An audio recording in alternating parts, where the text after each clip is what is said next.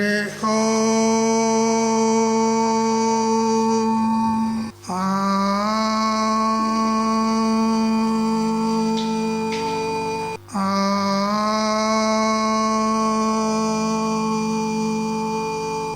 వంశీ విభూషితకరాన్నవనీరదాభాత్ పీతాంబరాదరుణబింబఫలాధరోష్ఠాత్ పూర్ణేन्दుసుन्दరముఖాదరవిन्दనేత్రాత్ కృష్ణాత్ పరం కిమపి తత్వమహం న జానే వ్యాఖ్యాముద్రికయా లసత్కరతలం సద్యోగపీఠస్థితం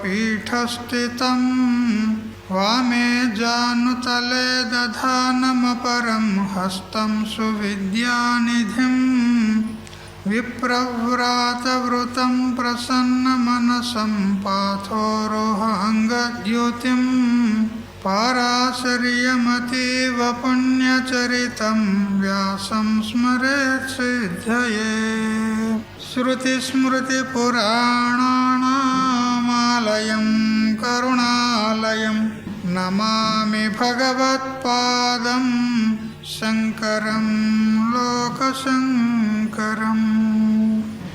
ఈశ్వరో గురురాత్మేతి మూర్తిభేద విభాగినే వ్యోమవత్ వ్యాప్తదేహాయ దక్షిణామూర్తయే నమః.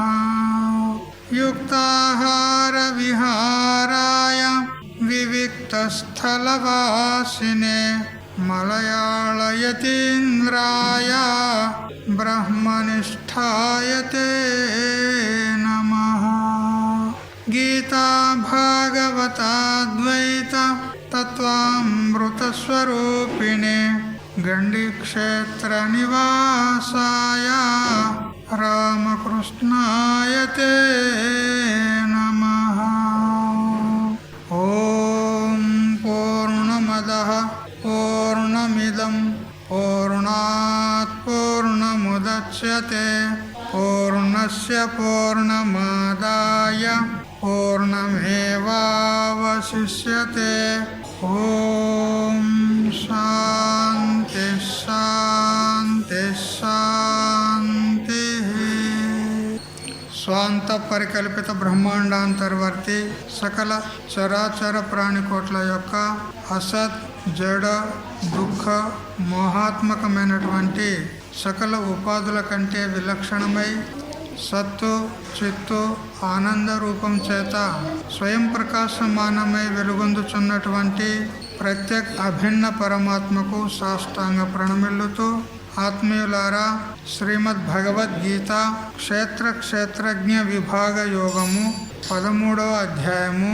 అందులో క్షేత్రజ్ఞం చాపి మాం విద్ధి సర్వక్షేత్రేషు భారత క్షేత్ర క్షేత్రజ్ఞయోర్ జ్ఞానం యత్తజ్ఞానం మతం మమ అనేటువంటి శ్లోకాన్ని యథామతిగా తెలుసుకుంటూ ఉన్నాము.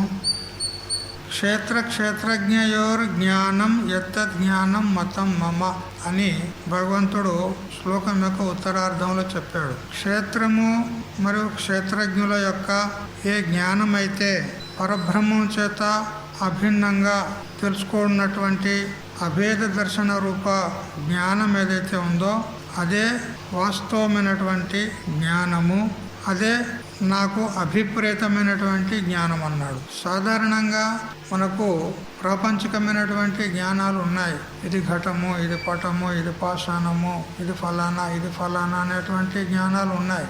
అయితే ఈ జ్ఞానాలు ఏవైతే ఉన్నాయో ఇవి అంతఃకరణం నుండి వెలువడినటువంటి జ్ఞానాలు. వీటికే వృత్తి రూప జ్ఞానము అని అంటారు. ఏ విధంగా సూర్యుని యొక్క కిరణాలు ప్రసరించి ఆయా వస్తువులపై పడిన తర్వాత ఆ వస్తువుల పట్ల ఉన్నటువంటి ఆవరణ తొలగిపోయి ఇది ఘటము, ఇది పటము, ఇది కుర్చీ, ఇది బెంచి, ఇది ఫలానా, ఇది ఫలానా అని మనకు తెలుసు. అట్లే అంతఃకరణం నుండి కూడా ఒక కిరణము వెలువడుతుంది. దానికే ఆ కిరణానికే వృత్తి అంటారు. మన అంతఃకరణము అంటే మనస్సు అనుకోండి. అక్కడి నుండి కిరణం వెలువడి ఈ నేత్రాది ఇంద్రియాల ద్వారా బహిర్గతమయ్యి అది విషయ దేశ పర్యంతం వెళ్తుంది. ఎదురుగా వస్తువు దగ్గరికి ఆ కిరణం వెళ్తుంది. వెళ్ళి ఆ వస్తువు పట్ల ఉన్నటువంటి ఆవరణ అజ్ఞాన ఏదైతే ఉందో దాన్ని నష్టం చేసిన తర్వాత ఆ వృత్తి అందే ఆరూఢమైనటువంటి చేతనం, దానికే చిదాభాసుడు అంటారు, అతనికే ప్రమాత అని అంటారు, అతనికే జ్ఞాత అంటారు, అతనికే జీవుడు అని కూడా అంటారు. ఈ జీవుడు ఆ వృత్తి ద్వారా ఆ విషయదేశ పర్యంతం వెళ్ళి ఆ వృత్తి ఎప్పుడైతే ఆ విషయం పట్ల ఉన్నటువంటి ఆవరణాన్ని భంగం చేస్తుందో అప్పుడు ఇది ఘటము అని తెలుసుకుంటాడు. అయితే ఈ వృత్తి మన అంతఃకరణము ఆ విషయదేశ పర్యంతం వెళ్ళిందా వెళ్ళలేదా అని తెలుసుకోవాలంటే చూడండి, సూర్యుని మనం చూస్తున్న సమయంలో అడ్డుగా ఒక గద్ద, ఒక పక్షి వచ్చిందను, అప్పుడు పక్షి యొక్క జ్ఞానమే అవుతుంది కానీ సూర్యుని జ్ఞానం కాదు. ఎందుకు?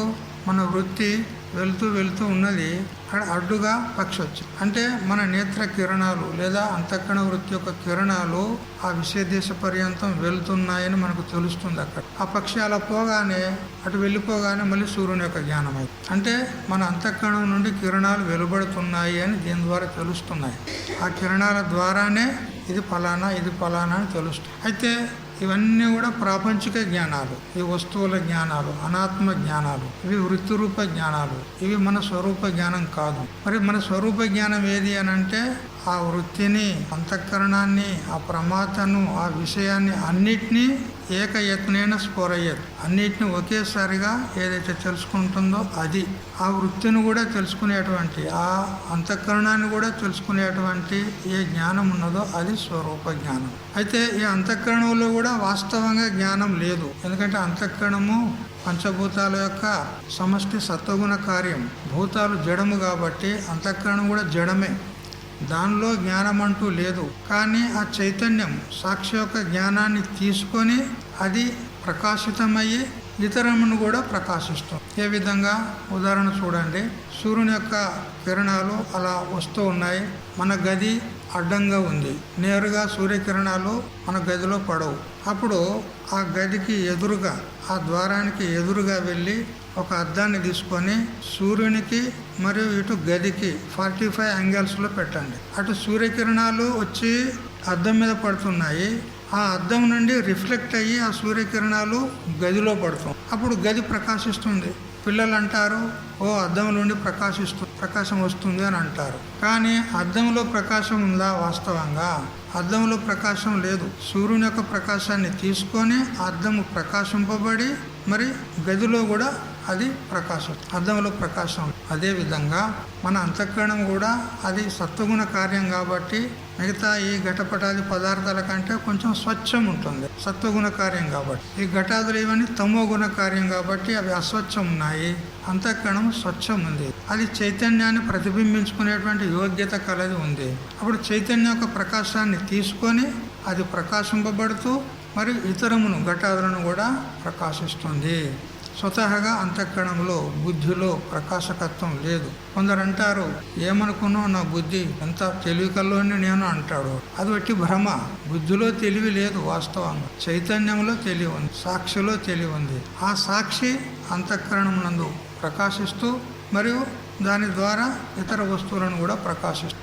అందుకని ఆ సాక్షి జ్ఞానం ఏదైతే ఉందో అది యథార్థ జ్ఞానం. ఈ వృత్తి రూప జ్ఞానం యథార్థం కాదు. ఆ జ్ఞానాన్ని తెలుసుకొని ఈ జ్ఞానం ఎవరిదో కాదు, నా స్వరూప జ్ఞానమే అని తెలుసుకుంటేనే ఇది యథార్థ జ్ఞానము. బాహ్యమైనటువంటి జ్ఞానాలు ఎన్నో ఉన్నాయి, ఖగోళ జ్ఞానం, భూగోళ జ్ఞానము. ఈ రోజుల్లో ల్యాప్టాప్లు అవి ఇవి ఏదో నడిపిస్తూ ఉంటారు పిల్లలు. అదంతా జ్ఞానమే, కానీ స్వరూప జ్ఞానం కాదు. మరి ఏది అనంటే ఆ జ్ఞానాలను కూడా ఏది తెలుసుకుంటుందో కదా. నాకు ఈ జ్ఞానం ఉంది, ఆ జ్ఞానం ఉంది అని అంటున్నాడు కదా. ఆ జ్ఞానాన్ని తెలుసుకునేవాడు ఎవడో వాడు స్వయంగా తాను, అది నిజమైన జ్ఞానం కదా. నాకు ఘట జ్ఞానం ఉన్నది, పట జ్ఞానం ఉన్నది అంటున్నాం. ఈ జ్ఞానం ఉన్నదనే జ్ఞానం ఎవరికైతే ఉంది వాడు అసలైనటువంటి ఆత్మ చైతన్యము, అదే నిజమైనటువంటి జ్ఞానము, అది స్వరూప జ్ఞానం. అయితే దాన్ని గుర్తించడానికే ఇవన్నీ మనకు శాస్త్రాలు చెప్తూ ఉన్నాయను. ఈ ప్రకారంగా ఈ రెండో శ్లోకం అంటే మామూలుగా ఈ గోరఖ్పూర్ వాళ్ళు ప్రచురించినటువంటి ఈ భగవద్గీత ఏదైతే ఉందో దాన్ని అనుసరించి ఇది 2వ శ్లోకం. ఇక తెలుగువారు మలయాళ స్వాముల వారి సంప్రదాయంలో ప్రింట్ అయినటువంటి గ్రంథాల్లో ఇది 3వ శ్లోకం. ఎందుకంటే మొదటి శ్లోకము అది ప్రక్షేపమైంది. వాస్తవంగా మూల భగవద్గీతలో ఆ శ్లోకం లేదు. ప్రకృతిం పురుషం చైవ క్షేత్రం క్షేత్రజ్ఞమేవ చ ఏతద్వేదిచ్చామి జ్ఞానం జ్ఞేయంచ కేశవ అనేటువంటి మొదటి శ్లోకము మహాభారతంలోనిది కాదది. మహాభారత అంతర్గతము భగవద్గీత. ఆ భగవద్గీతలో 700 శ్లోకాలే ఉన్నాయి. ఈ శ్లోకాన్ని మనము అందులో కలుపుకుంటే 701 అవుతాయి. కానీ అది లెక్కలోకి రాదు, ఎవరో ప్రక్షేపం చేశారు. అయితే ఈ 2వ శ్లోకం క్షేత్రజ్ఞం చాపిమాం విద్ధి సర్వక్షేత్రేషు భారత అనేటువంటి శ్లోకం యొక్క వ్యాఖ్యానము మనము గత 2 రోజులుగా విస్తారంగా తెలుసుకుంటూ వచ్చాము. ఇప్పుడు ఆ శ్లోకం యొక్క వ్యాఖ్యాన్ని ముగించుకొని ఇప్పుడు మరి తర్వాతి శ్లోకాన్ని చెప్పుకుందాము. పలకండి. తత్క్షేత్రం యచ్చ యాదృక్చ యద్వికారి యతశ్చ యత్ సచయో యత్ ప్రభావశ్చ తత్సమాసేన మే శృణు. తత్ క్షేత్రం ఇంత పూర్వం తెలుసుకున్నాం. క్షేత్రం అంటే శరీరం, మన శరీరమే క్షేత్రం. యత్ చ ఎట్టి రూపము గలదియో, యాదృక్ చ ఎట్టి స్వభావం కలదో, యత్ వికారి ఎలాంటి వికారం గలదియో, యతః చ యత్ దేని వలన అయితే ఏది పుట్టిందో, సహ చ ఆ క్షేత్రజ్ఞుడు అంటే జీవుడు, యహ ఎవడైతే ఉన్నాడో, యత్ ప్రభావః చ ఎట్టి ప్రభావం కలవాడో, తత్ దానిని మే అంటే నా వలన, సమాసేన అంటే సంక్షేపముగా, శృణు అంటే విను అన్నాడు. అంటే ఆ క్షేత్రం అంటే ఏమిటి, దాని స్వరూపం ఏమిటి, దాని స్వభావం ఏమిటి, దాని యొక్క వికారాలు అంటే దాని యొక్క కార్యాలు ఏమిటి, మరి అది దేని నుండి పుట్టింది, మరి క్షేత్రజ్ఞుడు అంటే ఎవరు, అతడు ఎట్టి ప్రభావం కలవాడు, ఆ విషయమంతా కూడా సంగ్రహంగా నా ద్వారా విను అని అర్జునునికి భగవంతుడు చెప్తూ ఉన్నాడు. హే అర్జున, పైన చెప్పిన క్షేత్రం యొక్క స్వరూప స్వభావము వికారములు ఎటువంటివో, దాని కారణకార్యములేవో అవి నేను చెప్తాను. అట్లే క్షేత్రజ్ఞుని యొక్క స్వభావ ప్రభావాలు అవేమిటో కూడా నేను సంక్షేపంగా చెప్తూ ఉన్నాను, విను అన్నాడు ఇక్కడ. అయితే ఇదంతా భగవంతుడు ఏదైతే చెప్తున్నాడో అది ఏదో తాను కల్పన చేసి చెప్పింది కాదు. దీనికి శృతులు ఆధారం ఉన్నాయి, ఉపనిషత్తులు ఆధారం ఉన్నాయి. బ్రహ్మణోరవ్యక్తః అవ్యక్తాద్ మహతః మహతోరహంకారః అహంకారాత్ పంచతన్మాత్రాణి పంచతన్మాత్రేభ్యో పంచమహాభూతాని పంచమహాభూతేభ్యోరఖిలం జగత్ అని త్రిశికి బ్రాహ్మణోపనిషత్తు చెప్తుందన్నమాట. దాన్ని ఆధారంగా చేసుకొని భగవంతుడు ఇక్కడ ఈ శ్లోకం ద్వారా చెప్పాడు. ఇది నా కపోల కల్పన కాదు. సృష్టి ఆరంభంలోనే ఈశ్వరుని ద్వారా ప్రకటింపబడినటువంటి, ఈశ్వరుని ద్వారా వెలువడినటువంటి ఏ వేదం ఉన్నదో ఆ వేదములోనిదే నేను చెబుతున్నాను. నా కపోల కల్పన కాదు. కపోలం అంటే బుర్ర కదా. ఈ కపోలం నుండి ఏదో కల్పన చేసి చెప్పింది కాదు. ఏ విధంగా మృగతృష్ణాంభశిష్ణాతః ఖపుష్పకృత శేఖరః ఏష వంద్యాసుతో యాతి శశిశృంగధనుర్ధరః. ఇది కపోల కల్పనకు ఒక శ్లోకం. మహాత్ములు ఇట్లా రచన చేసి చెప్తారు. కపోల కల్పన అంటే ఎట్లా ఉంటుంది అది చెప్తాడు. ఒక వంద్యాసుతుడు, బాగా వినండి, ఒక వంద్యాసుతుడు అంటే గుడ్రాలు కొడుకు. అతడు శిఖలో ఆకాశ పుష్పాన్ని ధరించాడు. ధరించి మృగతృష్ణికలో ఎండమావుల్లో స్నానం చేశాడు. మరియు చేతిలో శశిశృంగం అంటే కుందేలు కొమ్మును ఆయుధంగా పట్టుకున్నాడు. పట్టుకొని యుద్ధానికి పోతున్నాడు. ఎక్కడ? గంధర్వ నగరానికి. మీకేం తెలిసింది? ఇప్పుడు ఏది కాదని తెలిసింది, అంతే కదా. ఇందులో ఏదైనా సత్యం ఉందా? వంద్యాసుతుడు ఉంటాడు ఎక్కడైనా? వంద్యాసుతుడు లేడు. ఆకాశ పుష్పము ఉంటుందా? అది లేదు. మృగజలము, ఎండమావుల్లో నీరు కనపడుతుంది కదా భ్రాంతి చేత, అది లేదు. మరి కుందేలు కొమ్ము ఉంటుందా? అది లేదు. గంధర్వ నగరం, అది లేదు కదా. కానీ చెప్తున్నాడు, ఓ ఇట్లా జరిగింది అని చెప్తాం. ఇదేం చెప్పుట? ఇది కపోల కల్పన. కేవలం బుద్ధి నుండి కల్పన చేసి చెప్పిందే కానీ వాస్తవంగా ఏమీ లేదు అక్కడ. అట్లా నేను చెప్పడం లేదు అంటాడు భగవంతుడు. నేను ఉపనిషత్తులను ఆధారంగా చేసుకొని ప్రమాణబద్ధంగా చెప్తున్నాను కదా. ఎవరేది చెప్పినా కానీ దానికి ప్రమాణం అంటూ ఉండాలి. ప్రమాణం లేకపోతే అది అప్రమాణం అయిపోతుంది. అప్రమాణాన్ని ఎవడు కూడా విశ్వసించాడు. అంత ఝూట, అంత కల్పన, అది మిథ్య అంటారు. ఏం చెప్పినా కానీ దానికి ఆధారం ప్రమాణం ఉండాలి. శాస్త్రం ప్రమాణం ఉండాలి. తస్మాత్ శాస్త్రం ప్రమాణంతే కార్యకార్య వ్యవస్థితం జ్ఞాత్వా శాస్త్ర విధానోక్తం కర్మకర్తం ఇహార్హసి అని అంటూ 16వ అధ్యాయంలో ఇక్కడే చెప్తాడు భగవంతుడు చివరిలో. అందుకని మనం ఏది చెప్పాలన్నా కానీ ప్రమాణబద్ధంగా ఉండాలి. ఏదో నోటికి వచ్చింది, బుద్ధికి తోచింది చెప్పకూడదు. అది అప్రమాణికం అయిపోతుంది. అతని మీద ఎవరు కూడా విశ్వాసం పెట్టారు. కాబట్టి సాక్షాత్ శ్రీకృష్ణ పరమాత్మ ఈశ్వరుడు పరమాత్మ అయి ఉండి కూడా అతడు కూడా ప్రమాణాన్ని అనుసరించి నేను చెప్తున్నాను అంటున్నాడు. అంటే ఇంకా మనం మాట్లాడితే కూడా ఎట్లా ఉండాలి? ప్రమాణబద్ధంగా ఉండాలి. సాక్షాత్ పరమాత్ముడే ప్రమాణాలను తీసుకొని చెప్తున్నాడు, చూసారా. అందుకని ఏదో నోటికి వచ్చింది, బుద్ధికి తోచింది చెప్పకూడదు. ఏది చెప్పినా కానీ దానికి ప్రమాణం అంటూ ఉండాలి. అదే విశ్వసనీయం ఉంటుంది. దాన్ని ఎవరైనా ఆదరిస్తారు. దాన్ని తెలుసుకొని వాళ్ళు ధన్యులు అవుతారు. అందుకని ఇక్కడ నేను ఏది కూడా కపోల కల్పన చెప్పడం లేదు. ఇది ఒక కట్టు కథ కాదు. ఋషయో మంత్రద్రష్టారహ అని చెప్పింది ఉన్నది. పూర్వము ఋషులు వాళ్ళు సమాధిలో ఉండగా ఈశ్వరుని యొక్క వాణి వారికి వినబడింది, చెవులలో వినబడింది. ఈ ఉపనిషత్తులు, వేదాలు, వేద మంత్రాలన్నీ కూడా వారికి వినబడ్డాయి. ఆ వినబడ్డ వాటిని గుర్తుంచుకొని వారి శిష్యులకు చెప్పారు. వారు వారి శిష్యులకు చెప్పారు. వారు శిష్యులకు చెప్పారు. ఈ విధంగా శృతులతో అంటే వినడమే జరుగుతుంది. అప్పుడు లిఖితంగా లేకుండే. పూర్వకాలంలో ఇక్కడ అక్షరములు అనేటువంటి ఇంకా పుట్టలే. లేఖనం అనేది లేదు. కేవలం వినేవారు, వారి శిష్యులకు చెప్పేవారు. వారు గుర్తుపెట్టుకొని వారి శిష్యులకు చెప్పేవారు. ఈ విధంగా శృతి పరంపర అంటే శృతి అంటే చెవి. శృతి పరంపరంగా ఆగతమైనటువంటిది వేదం కాబట్టి దానికి శృతి అంటారు. శృతి అంటే వేదం.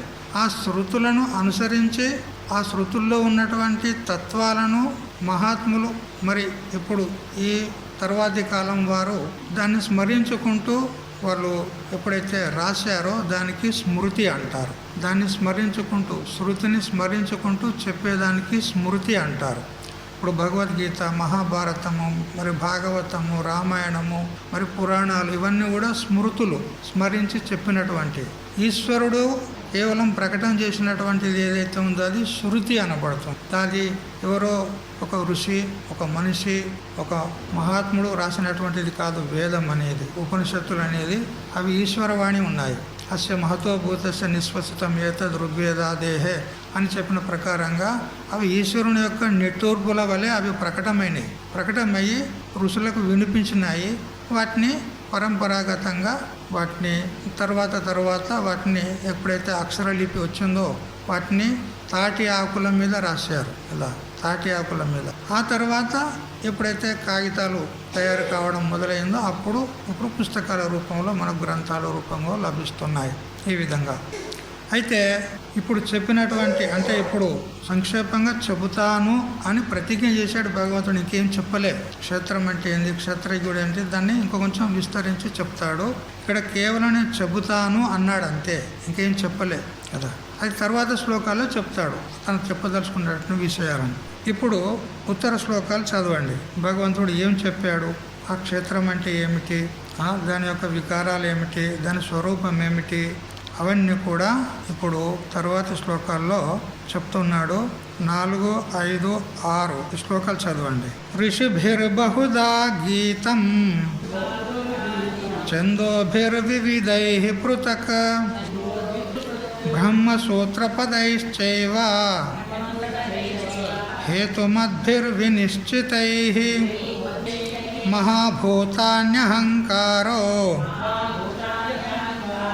బుద్ధిరవ్యక్తమేవ చ ఇంద్రియాణి దశైకంచ పంచచేంద్రియగోచరాః ఇచ్ఛా ద్వేష సుఖం దుఃఖం సంఘాతశ్చేతనా ధృతిః ఏతత్ క్షేత్రం సమాసేన సవికారముదాహృతం ఋషిభిః బహుదా గీతం. ఇప్పుడు నేను చెప్పబోయేటువంటి విషయము, ఇంతకు పూర్వం కూడా చెప్పినటువంటి విషయము, ఇదంతా కూడా వేదాల్లోనే ఉన్నటువంటి విషయము. దాన్ని ఋషులు గానం చేశారు. అంటే వాళ్ళు వారి శిష్యులకు బోధిస్తూ వచ్చారు. ఆ మంత్రాలు కూడా వాటికి కొన్ని ఛందస్సులని ఉంటాయి. ఇప్పుడు మనం చదువుకునేటువంటి ఈ భగవద్గీత శ్లోకాలు ఎక్కువగా ఇవి అనుష్ఠుప్ ఛందులో ఉంటాయి. ఒక్కొక్క శ్లోకంలో 4 పాదాలు ఉంటాయి. ఒక్కొక్క పాదానికి 8 అక్షరాలు ఉంటాయి. మొత్తం 32 అక్షరాలు ఉంటాయి ఇందులో. ఇదొక లిమిట్ అన్నమాట. వాటికి 32 అక్షరాలే ఉండాలి, ప్రతి పాదంలో 8 అక్షరాలు ఉండాలి అనేటువంటి ఈ నియతి, ఇదొక ఛందస్ అంటారు. దీనికి అనుష్ఠుప్ ఛందస్ అంటారు. తెలుగులో కూడా మనం చెప్పుకుంటాం శీస పద్యాలని, ఉత్పల పద్యం అని, కంద పద్యం అని, చంపకమాల అని, కదా అనేక రకాలుగా చెప్పుకుంటాం. వాటికి ఛందస్సు అనేది ఉంటుందన్నమాట. యమత రాజబానస అనేటువంటి సూత్రం ఉంది అందులో తెలుగు ఛందస్సులో. అంటే యగనము, మగనము, రగనము, భగనము, తగనము, నగనము ఇట్లా ఉంటాయన్నమాట. అంత శాస్త్రం లేదు అదంతా. అట్లే సంస్కృతంలో కూడా శ్లోకాలు, మంత్రాలు కూడా ఛందోబద్ధంగా ఉంటాయి. కాబట్టి వివిధైః పృథక్ ఛందోభిః, అనేకమైనటువంటి వివిధమైనటువంటి ఛందస్సులతో కూడుకున్నటువంటి మంత్రాలు వేదంలో ఉన్నాయి. అవి ఋషుల చేత గానం చేయబడుతున్నాయి. మరి వేదాల్లో అనేకమైనటువంటి బ్రహ్మసూత్రాలు ఉన్నాయి. సూత్రం అంటే సూచ్యతే ఇది సూత్రం, సూచించేది సూత్రం. ఎవరిని? బ్రహ్మణః సూత్రాన్ని, అంటే బ్రహ్మమును సూచించేటువంటి సూత్రాలు. ఏ విధంగా మనం చెప్పుకుంటాం మహావాక్యాలు, తత్వమసి, ఇదొక సూత్రం లాగా ఉంది. సూత్రం అంటే అల్పంగా ఉంటుంది. అల్పాక్షరం అసందిగ్ధం సారవద్ విశ్వతోముఖం అస్తోభం అనవద్యంచ సూత్రం సూత్ర విదో విదుహు అని అంటూ సూత్రం యొక్క లక్షణం చేశారు. సూత్రం ఎలా ఉంటుందనంటే అల్ప అక్షరాలు ఉంటాయి, కొన్ని మాత్రమే అక్షరాలు ఉంటాయి. 10, 5, ఒక 10, 15 అంతే సంక్షేపంగా ఉంటాయన్న. ఏ విధంగా బ్రహ్మసూత్రాల్లో అతతో బ్రహ్మ జిజ్ఞాస, ఇది మొదటి సూత్రం, వ్యాస భగవానుడు రాసినటువంటి బ్రహ్మసూత్రాలు. రెండవది జన్మాద్యస్య యతః, మూడవది శాస్త్ర యోనిత్వాత్, నాలుగవది తత్వ సమన్వయాత్. చూడు ఎలా ఉన్నాయి సూత్రాలు, చిన్నగా ఉంటాయి అన్నమాట ఇవి. అయితే చిన్నగానే ఉంటాయి, కానీ బ్రహ్మమును తెలియజేస్తూ ఉంటాయి, బ్రహ్మమును సూచిస్తూ ఉంటాయి. సూత్రాలు అంటే చాలా అల్పాక్షరాలు ఉంటాయి అన్నమాట. ఇప్పుడు నేను చెప్పాను కదా బ్రహ్మసూత్రాలు, అతతో బ్రహ్మ జిజ్ఞాస, జన్మాద్యసయత, చిన్న సూత్రాలు ఉంటాయి, కానీ బ్రహ్మమును తెలియజేస్తూ ఉంటాయి కదా. జన్మాద్యసయత అంటే అస్య ప్రతీయమానస్య జగతః, ఈ ప్రతీయమానమైనటువంటి ఈ జగత్తు ఏదైతే మనకు కనపడుతుందో, పిండ బ్రహ్మాండాలంతా జగత్తంతా కూడా అస్య అంటే దీనికి కదా. జన్మాది అంటే జన్మ స్థితి భంగము, అంటే సృష్టి స్థితి లయములు. యతః అంటే ఎవరి నుండి అయితే కలుగుతున్నవో తద్బ్రహ్మ, అది బ్రహ్మ అని సూచిస్తుంది ఆ సూత్రం. అంటే ఈ జగత్తు యొక్క ఉత్పత్తి స్థితి లయాలకు కారణం ఎవరో అతడు బ్రహ్మ అని ఆ సూత్రం చెప్తుంది. జన్మాద్యస్య యతః అని. ఇట్లా బ్రహ్మను గురించి చెప్పేటువంటి బ్రహ్మసూత్రాలు. అయితే చాలామంది ఈ శ్లోకానికి బ్రహ్మసూత్రాలు అంటే వ్యాసులు వాళ్ళు రాసినటువంటి బ్రహ్మసూత్రాలే అని తీసుకుంటారు. కానీ వేదములోనే బ్రహ్మసూత్రాలు ఉన్నాయి. వేదంలోనే అనేకమైనటువంటి సూత్రాలు. సర్వం ఖలివిదం బ్రహ్మ, ఐతదాత్మవిదం సర్వం, అహం బ్రహ్మాస్మి, అయమాత్మ బ్రహ్మ ఇత్యాదులన్నీ కూడా బ్రహ్మసూత్రాలే, బ్రహ్మను తెలిపేటువంటి సూత్రాలే. అందుకని వేదంలోనే బ్రహ్మసూత్రాలు ఉన్నాయి. అవి ఋషుల చేత గానం చేయబడ్డాయి. ఆ సారమే, వాటిలో చెప్పబడినటువంటి వేదాల్లో చెప్పిన సారమే నేను చెప్తున్నానని భగవంతుడు అంటున్నాడు. అయితే బ్రహ్మసూత్రాలే ఇక్కడ చెప్పబడ్డాయి అంటే వ్యాసులు రాసినటువంటి బ్రహ్మసూత్రాలను కొందరు అర్థం చేస్తారు. కానీ ఇక్కడ కించిత్ సందేహం ఉంటుంది. ఎందుకనంటే మహాభారత అంతర్గతమైనటువంటిది భగవద్గీత, ఇది కూడా వ్యాసులే రాశారు. బ్రహ్మసూత్రాలు కూడా వ్యాసులే రాశారు.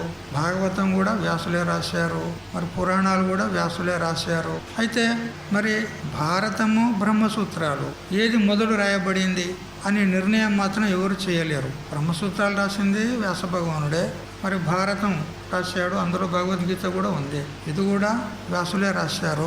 ఏది మొదలు వ్రాయబడింది అనేటువంటి నిర్ణయం మాత్రం ఎవరికి తెలియదు. అలాంటప్పుడు మనము వ్యాసులు రాసినటువంటి బ్రహ్మసూత్రాలను తెలుసుకోకుండా వేదంలోనే ఉన్నాయి బ్రహ్మసూత్రాలు, అవి తెలుసుకుంటేనే ఉచితం అనిపిస్తుంది. ఒకవేళ ఈ బ్రహ్మసూత్రాలు కూడా బ్రహ్మను తెలిపేటివే కాబట్టి వాటిని గ్రహిస్తే కూడా ఏం ఆపత్తి అనేది ఏమీ లేదు. ఈ విధంగా ఇక్కడ కించిత్ వివాదం ఉంది, అది పండితులకు వదిలేద్దాం మనం. హేతుమద్భిర్ వినశ్చితై, ఆ బ్రహ్మను తెలిపేటువంటి బ్రహ్మసూత్రాలు ఎలాంటివి అని అంటే చక్కగా హేతు అంటే హేతు సహితంగా ఏదైనా విషయం చెప్తే దానికి హేతు ఉండాలి, దానికి ప్రమాణం ఉండాలి, ఇవన్నీ ఉండాలి. కాబట్టి ఆ హేతువుల సహితంగా చెప్తున్నాడు అన్న. ఇప్పుడు ఏ విధంగా మనము ఒక ఘటం ఉన్నదనుకోండి, అయం ఘట, ఇది ఘటం ఉంది, ఇది సకర్తృకం ఉన్నది అంటే దీనికి ఒకడు కర్త అనేవాడు ఉంటాడు కాబట్టి ఆ కర్త దాన్ని నిర్మాణం చేస్తే తయారు చేస్తే అది వెలువడింది ఘటము. అయం ఘట సకర్తృక, ఈ ఘటము కర్త గలది ఉంది. ఇది ఒక ప్రతిజ్ఞా వాక్యం. ఎలా చెప్తున్నావు నువ్వు? హేతువు చెప్పు అని అంటే కార్యత్వాత్, అది కార్యం ఉన్నందువలన అది సకర్తృకం అంటే దానికి ఒక కర్త అనేవాడు ఉంటాడు. ఎందుకు? యద్యత్ కార్యం తత్తత్ సకర్తృకం ఇది వ్యాప్తి. ఏదేది కార్యం ఉంటుందో దానికి కర్త తప్పకుండా ఉండి తీరాలి. ఇది హేతు అన్నమాట. ఈ విధంగా హేతు సహితంగా చెప్తే అది నిర్ధారణ అవుతుంది ఆ విషయం. అట్లా ఇక్కడ కూడా బ్రహ్మసూత్రాలు వెలువడ్డాయి, మరి అవి కూడా హేతుబద్ధంగా ఉన్నాయి. కాబట్టి ప్రతి ముముక్షువు కూడా ఈ చెప్పబోయేటువంటి విషయాన్ని విశ్వాసంతో శ్రద్ధతో చక్కగా అధ్యయనం చేసినట్లయితే అతడు ఆ పరబ్రహ్మ యొక్క జ్ఞానాన్ని పొంది ముక్తుడు కాగలుగుతాడు. అందుకని ఇవి ప్రమాణబద్ధంగా హేతు సహితంగా ఉన్నాయి నేను చెప్పబోయేటువంటి వాక్యాలు అంటాడు. సరే, మరి ఏం చెప్తున్నావు నువ్వు? ఆ క్షేత్రం అంటే ఏమిటి, దాని స్వరూపం ఏమిటి, దానికి కారణం ఏమిటి, మరి ఇవన్నీ తెలుసుకోవాలి కదా. అవి ఇప్పుడు మనం చదువుకున్నటువంటి శ్లోకాల్లో మహాభూతాన్యహంకారో బుద్ధిరవ్యక్తమేవ చ ఇంద్రియాని దశైకంచ పంచచేంద్రియ గోచరాహ అని చెప్పినాడు. అయ్యా, క్షేత్రం అంటే ఏమిటో చెప్తున్నాను అన్నాడు. ఇంత దగ్గర క్షేత్రం అని అంటూ వినుకుంటూ వచ్చాము, కానీ క్షేత్రం యొక్క స్వరూపం ఏమిటి, దాని యొక్క విశ్లేషణ ఇప్పుడు జరుగుతుంది కదా. క్షేత్రం అంటే శరీరం అనుకున్నాం మనం. ఈ శరీరంలో ఏమేమి ఉన్నాయి చూడండి. మహాభూతాని అంటే పంచమహాభూతాలు ఉన్నాయి. భూతాలు అంటే దేనికంటారు? భూతాలు అంటే మనుషులను పట్టి పీడిస్తాయి కదా, దయ్యాలు భూతాలు అంటారు కదా, ఆ భూతాలు కావు ఇక్కడ కదా. భూతాలు అంటే పంచమహాభూతాలు, ఆకాశము, వాయువు, అగ్ని, జలము, పృథివీ అంటే భూమి. ఇవి 5 భూతాలు అంటారు. అయితే ఇవి పురప్రథమంగా ఎక్కడి నుంచి వచ్చాయి ఈ భూతాలు, ఎక్కడి నుంచి పుట్టాయి అని అంటే ఇంతకుముందుకు మనం మంత్రం చదువుకున్నాం కదా. బ్రహ్మణోరవ్యక్త అవ్యక్తాత్ మహతః మహతోరహంకార అహంకారాత్ పంచతన్మాత్రాణి పంచతన్మాత్రేభ్యో పంచమహాభూతాని అని చెప్పారు. బ్రహ్మము కదా, సంపూర్ణ బ్రహ్మాండానికి అంతటి కూడా అధిష్టానం ఆధారమైనటువంటి ఏ పరమాత్మ ఉన్నాడో ఆ పరమాత్మ నుండే ఇవన్నీ వెలువడినాయి అన్నమాట. బ్రహ్మం నుండి మొట్టమొదలు అవ్యక్తం పుట్టింది. అవ్యక్తమన్నా, మాయ అన్నా, అజ్ఞానమన్నా, ప్రధానమన్నా, శక్తి అన్నా ఇవన్నీ పర్యాయ శబ్దాలు. ఒకే అర్థాన్ని బోధించే అనేక శబ్దాలకు పర్యాయ శబ్దాలు అంటారు. ఏ విధంగా ఒక కుండ ఉందనుకో, దానికి ఘటము అంటారు, కుంభము అంటారు, కలశము అంటారు. ఏ శబ్దంతో పిలిచినా అదే అర్థ బోధవుతుంది. ఇవి పర్యాయ శబ్దాలు అంటారు. ఒకే శబ్దానికి అనేక అర్థాలు కనుక ఉంటే దానికి నానార్థాలు అంటారు. అది ఇప్పుడు హరి అనే శబ్దం ఉందనుకో, హరి అనే శబ్దానికి ప్రధానంగా ముఖ్యంగా మనము ఏమర్థం చెప్తాము? శ్రీ మహావిష్ణువు అని చెప్తాము కదా. ఆ హరి అనే శబ్దం ఒకటే, కానీ దానికి 17 అర్థాలు ఉన్నాయి, అమరకోశంలో చెప్పబడ్డాయి. హరి అంటే గుర్రం అవుతుంది, హరి అంటే ఏనుగు అవుతుంది, హరి అని అంటే సూర్యకిరణాలు అవుతాయి, హరి అంటే కప్ప అవుతుంది, హరి అంటే కోతి అవుతుంది కదా. ఇట్లా అనేక అర్థాలు ఉన్నాయి. ఇట్లా ఒకే శబ్దానికి అనేక అర్థాలు ఉంటే నానార్థక శబ్దాలు అంటారు. ఒకే అర్థానికి అనేక శబ్దాలు ఉంటే పర్యాయ శబ్దాలు అంటారు కదా.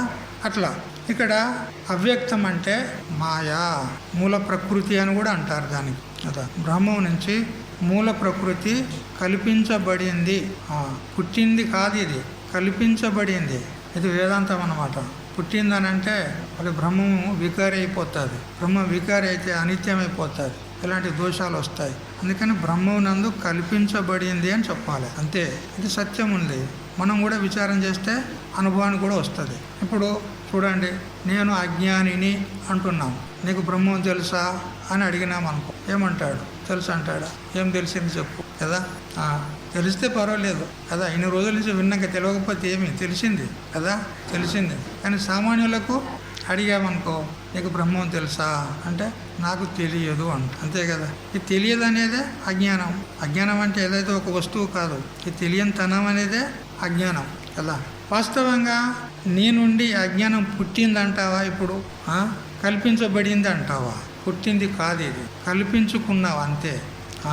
వాస్తవంగా విచారం చేస్తే నీకు అజ్ఞానం ఉన్నదా? నేను అజ్ఞానిని అనేటప్పుడు కూడా నీకు అజ్ఞానం లేదు. అంటున్నావు, కల్పన చేసుకొని నేను అజ్ఞానిని అని అంటున్నావు, కానీ వాస్తవంగా నీకు అజ్ఞానం లేదు. ఎట్లా? ఇప్పుడు నేను అజ్ఞానిని అని అజ్ఞానం ఉన్నదని తెలుసుకొని అంటున్నావా, తెలియకుండానే అంటున్నావా? నేను అజ్ఞానిని అని అజ్ఞానం ఉన్నదని తెలుసుకొని అంటున్నావా, తెలియకుండానే అంటున్నావా? అజ్ఞానం ఉన్నదని తెలిసిందా లేదా నీకు? తెలిసింది. తెలిసింది ఎవరికి? తెలిసింది ఎవరికి? నాకే. మరి నాకు అజ్ఞానం ఉంటే ఈ అజ్ఞానం ఉన్నదని ఎట్లా తెలిసింది? నిజంగా నాకే అజ్ఞానం ఉంటే ఈ అజ్ఞానం ఉన్నదని నేను ఎట్లా తెలుసుకోగలిగినా? ఉందా అజ్ఞానం నీకు నిజంగా?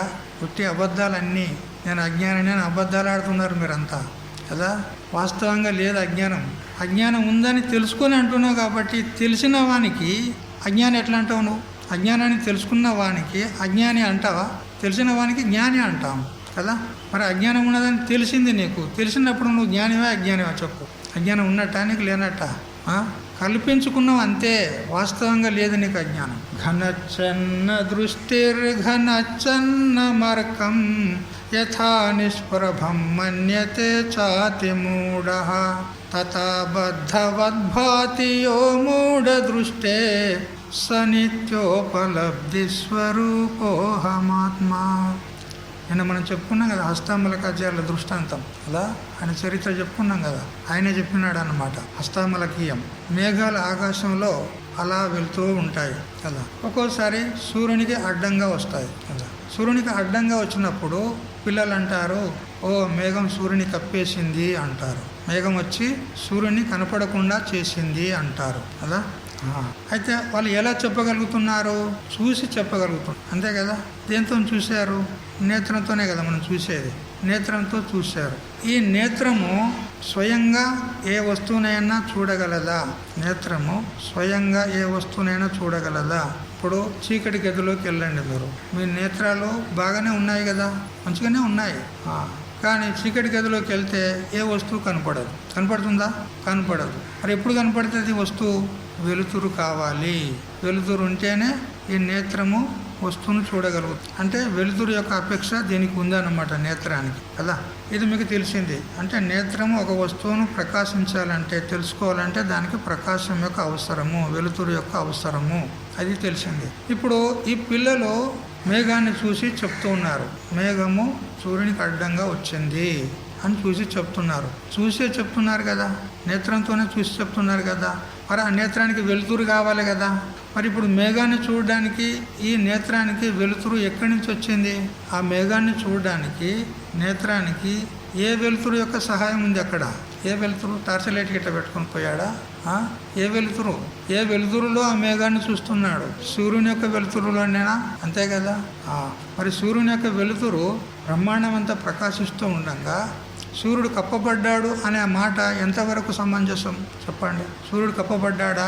సూర్యుడు కప్పబడితే వీనికి వెలుతురు ఎక్కడి నుంచి వచ్చింది? వీడు ఎలా చూడగలిగాడు మేఘాన్ని? మరి వెలుతురు ఉన్నది ఎక్కడిది? సూర్యునిదే. మరి సూర్యుని వెలుతురు ప్రకాశితమై ఉండగా సూర్యుడు కప్పబడ్డాడని ఎలా అంటావు? లేదా భౌగోళిక దృష్టితో చూసినా కానీ సూర్యుని యొక్క పరిమాణంలో మేఘం యొక్క పరిమాణం ఎంత ఉంటుంది కదా. మన 9 గ్రహాలన్నీ కలిస్తే ఒక సూర్యుడు అంత ప్రమాణం కదా, అంత పెద్ద సూర్యుడు. అటువంటి సూర్యుడిని చిన్న మేఘం కప్పగలదా? కప్పలేదు. కాకపోతే దూరత దోషం చేత మనకు సూర్యుడు చిన్నగా ఇంత ఒక ప్రదేశం మాత్రంగా ఇంత కనపడుతున్నాడు అంతే, దూరత దోషం వల్ల.